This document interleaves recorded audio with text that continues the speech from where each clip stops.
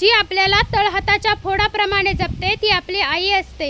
जी आपल्याला तळहाताच्या फोडाप्रमाणे जपते ती आपली आई असते। आणि जो आपल्यासाठी तळहाताला फोड येऊस्तोवर कष्ट करतो तो आपला बाप असतो। तो आपला बाप असतो। अशाच म्हाताऱ्या आई वडिलांची एक कविता मी तुमच्या समोर घेऊन आलेली आहे। त्या कवितेचं शीर्षक आहे कलियुगातील देव बोलला, माझी वस्ती म्हाताऱ्या आई वडिलांतच बरी।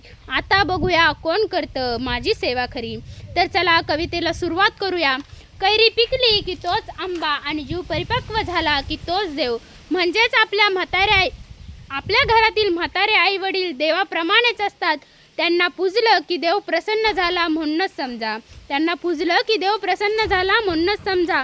कलियुगातील देव बोलला, माझी वस्ती म्हाताऱ्या आई वडिलांतच बरी। आता बघूया कोण करतं माझी सेवा खरी। भक्त बोलला, मी पंढरीचा वार करी, जातो आता मी पंढरी। ज्याची असेल सोय घरी त्याने अवश्य करावी वारी। ज्याच्या घरी असतील आई वडील म्हातारी त्यांनी त्यांच्यातच डोळे भरून बघावी पंढरी। मुखाने बोलावे हरी हरी, नाहीतर होईल कसं। देवा पंढरीला गेलं वेड, देवा समान आई वडील राहिली घरी।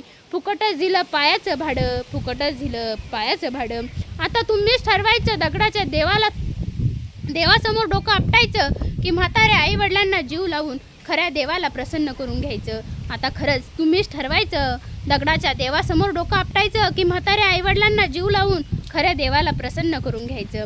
आणि ही कविता मी लिहिलेली आहे आणि ही 5 वर्षापूर्वी कविता मी लिहिलेली आहे। आणि ही तुम्हाला जर आवडली असेल तर व्हिडिओला लाईक करा, चॅनलला सबस्क्राईब करा आणि कमेंट करा। आणि ही कविता का लिहिली हेही तुम्हाला मी सांगते। आणि ही कविता मी माझ्या आजी सासरे आणि आजी सासूबाईंकडे बघून लिहिलेली आहे। आणि सगळेजण एकादशीला जायचे, माझ्या सासूबाई दिंडीत जायच्या आणि त्या दिंडीत गेल्याच्या नंतर माझ्या घरी असं म्हणावे अशी सोय नव्हती मी कुठेही जावे।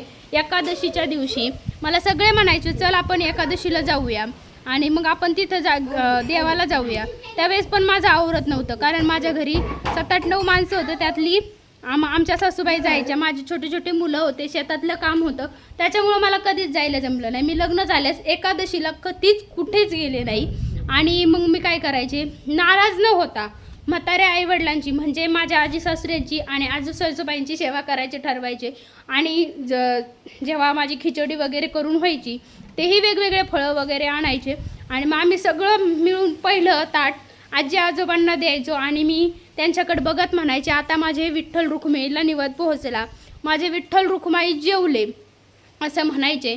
आणि त्यांच्याकडे बघूनच ही कविता मला सुचली आणि ही कविता लिहिली मी 5 वर्षापूर्वी आणि ती माझ्या मुलांकडून त्यांच्या शाळेतही म्हणून घेतली। ह्या कवितेला खूप दाद मिळाली। ह्या कवितेमुळे माझ्या मुलांचाही स्पर्धेत प्रथम क्रमांक आला आणि ही कविता मला खरंच मनापासून खूप आवडते। आणि ज्यांनी माझ्या तोंडून ऐकली त्यांनीही माझं कौतुक केलं आणि माझ्या मुलांच्या तोंडून ऐकली त्यांनीही कौतुक केलं। आणि ह्या कवितेमुळे मला एक थोडीशी वेगळी ओळख मिळाली आणि मला असं वाटलं आता ही कविता मी माझ्या यूट्यूब चॅनल टाकायला पाहिजे।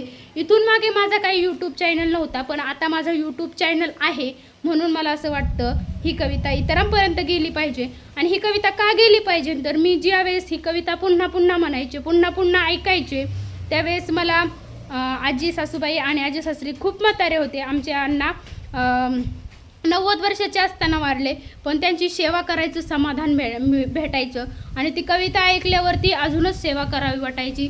आणि असं वाटायचं ही कविता आपण लिहिली मग आपण हिचं पालन केलंच पाहिजे।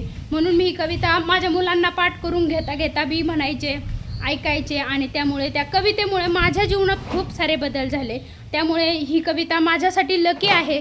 बघूया आता किती व्ह्यूज येतात, किती कमेंट येतात, किती लाईक्स येतात। धन्यवाद।